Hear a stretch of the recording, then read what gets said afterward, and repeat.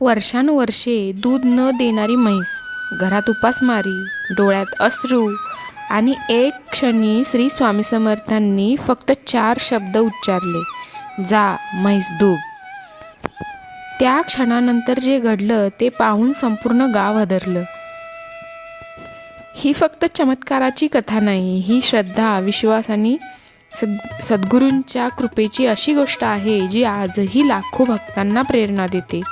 शेवटपर्यंत नक्की पहा, कारण या कथेच्या शेवटी स्वामी समर्थांचा एक असा संदेश आहे जो कदाचित तुमचं आयुष्यही बदलू शकतो. तर श्री स्वामी समर्थ. अक्कलकोट नगरी, दुपारचं कडक ऊन, रस्त्यावर धूळ उडत होती, पण त्या धुळीमध्ये जास्त अस्वस्थता एका गरीब ब्राह्मणाच्या मनात होती. त्याच्या घरात अनेक दिवसापासून अन्न नव्हतं. पत्नी मुलांना शांत करत होती, पण रिकाम्या पोटाला समजावणं अशक्य होतं.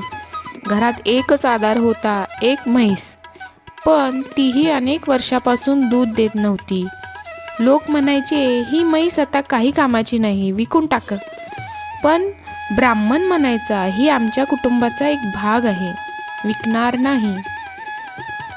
गरिबी दिवसेंदिवस वाढत होती. एक दिवस गावातील एका माणसाने सांगितलं, अरे, अक्कलकोटला एक महान संत आले आहेत, श्री स्वामी समर्थ. त्यांच्या दर्शनाने अनेकांची संकट दूर झाली आहेत. ब्राह्मणाच्या मनात आशेचा एक किरण जागा झाला. दुसऱ्या दिवशी तो अनवाणी पायांनी अक्कलकोटकडे निघाला.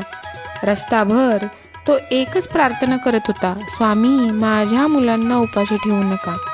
अखेर तो स्वामी समर्थांसमोर पोहोचला. स्वामी शांत बसले होते.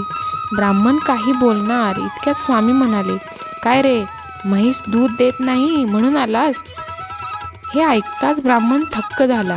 त्याने तर अजून काहीच सांगितलं नव्हतं. त्याच्या डोळ्यातून अश्रू वाहू लागले. तो स्वामींच्या चरणी पडला.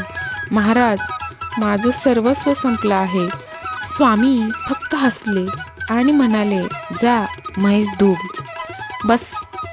ना मोठा मंत्र, ना यज्ञ, ना पूजा, फक्त 4 शब्द. ब्राह्मणाला काही समजलं नाही, पण त्याचा स्वामींवर पूर्ण विश्वास होता. तो घरी परतला. पत्नीने विचारलं, काय झालं? तो म्हणाला, स्वामी म्हणाले म्हैस दूध. पत्नीला आश्चर्य वाटलं. अहो, जी म्हैस अनेक वर्ष दूध देत नाही ती आता कसं देणार? पण तरीही त्यांनी स्वामींच्या आज्ञेप्रमाणे म्हशीजवळ भांडे ठेवलं आणि क्षणभरात ज्या कासेत वर्षानुवर्ष दूध नव्हतं तिथून शुभ्र गरम दूध वाहू लागलं. पत्नी ओरडली, अहो, खरंच दूध येतंय. मुलं धावत आली. संपूर्ण घर आनंदाने भरून गेलं. शेजारीही जमा झाले. सगळे अवाक झाले. हे कसं शक्य आहे? ब्राह्मणाच्या डोळ्यातून आनंदाश्रू वाहत होते. तो म्हणाला, हे माझं नाही, ही माझ्या स्वामींची कृपा आहे. त्या दिवसानंतर त्या कुटुंबाची उपासमार संपली.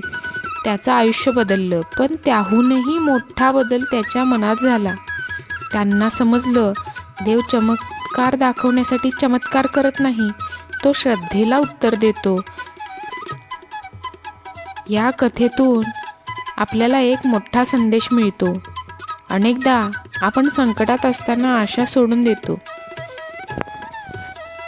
पण जेव्हा विश्वास टिकून राहतो तेव्हा अशक्य वाटणाऱ्या गोष्टींचेही मार्ग सापडू शकतात. श्रद्धा म्हणजे आंधळा विश्वास नव्हे, तर कठीण काळातही धैर्य न सोडण्याची ताकद असते. त्यामुळे अंधश्रद्धा नाही, तर श्रद्धा बाळगा. श्री स्वामी समर्थांचा संदेश आजही तितकाच जिवंत आहे. भिवू नकोस, मी तुझ्या पाठीशी आहे. जर ही कथा तुम्हाला आवडली असेल तर श्री स्वामी समर्थ असा जप कमेंटमध्ये नक्की लिहा. अशाच प्रेरणादायी कथा आणि आध्यात्मिक माहितीसाठी मधुमंत्रा चॅनेलला सबस्क्राईब करा. बेल आयकॉन दाबून ठेवा, म्हणजे माझे नेक्स्ट येणारे व्हिडिओ तुमच्यापर्यंत सहज पोचले जातील. भेटू अशाच एका नवीन व्हिडिओमध्ये. तोपर्यंत बाय. श्री स्वामी समर्थ.